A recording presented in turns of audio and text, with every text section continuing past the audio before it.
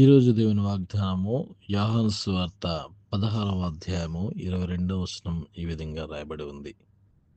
అటువలే మీరును ఇప్పుడు దుఃఖపడుచున్నారు గాని మిమ్మును మరలా చూచెదను, అప్పుడు మీ హృదయము సంతోషించును, మీ సంతోషమును ఎవడును మీ యొద్ద నుండి తీసివేయడు. ఆమేన్.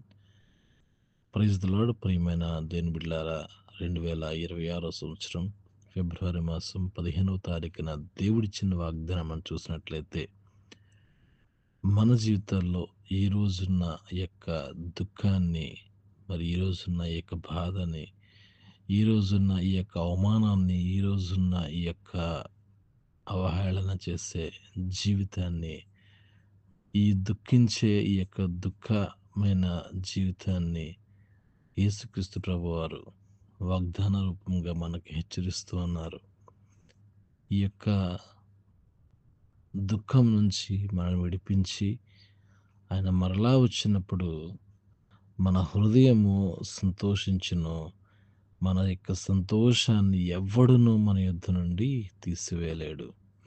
అయితే ఇలాంటి సంతోషంలో, ఇలాంటి గొప్ప ఆనందంతో మన హృదయం నిండి ఉండాలంటే దేవుని యొక్క సన్నిధిలో, ప్రియమైన దేవుని బిడ్డలారా, దేవుని యొక్క సన్నిధిని మీరు అనుభవించవలసిన వారై ఉన్నారు. ఆయన యొక్క కృపలో మనము నడుచుకోవలసిన వారమై ఉన్నాం.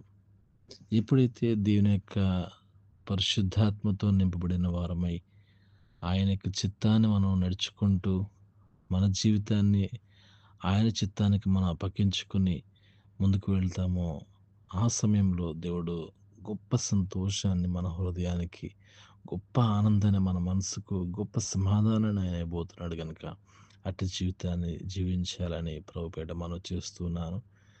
RK for my heavenly father అనే యూట్యూబ్ ఛానల్ ద్వారాగా ఎవరైతే వాక్యం వింటున్నారో ప్రతి ఒక్కరితో దేవుడు మాట్లాడేలాగిన ప్రార్థన. పరిశుద్ధులైన దేవా, నీకు స్తోత్రాలయ్యా.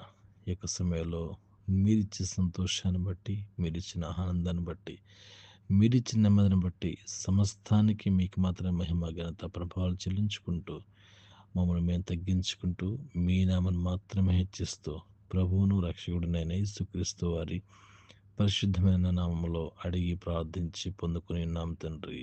ఆమేన్. Praise the Lord. God bless you. దేవుడు మిమ్మల్ని దీవించి ఆశీర్వదించును గాక. ఆమేన్. అందరికీ వందనాలు. God bless you all.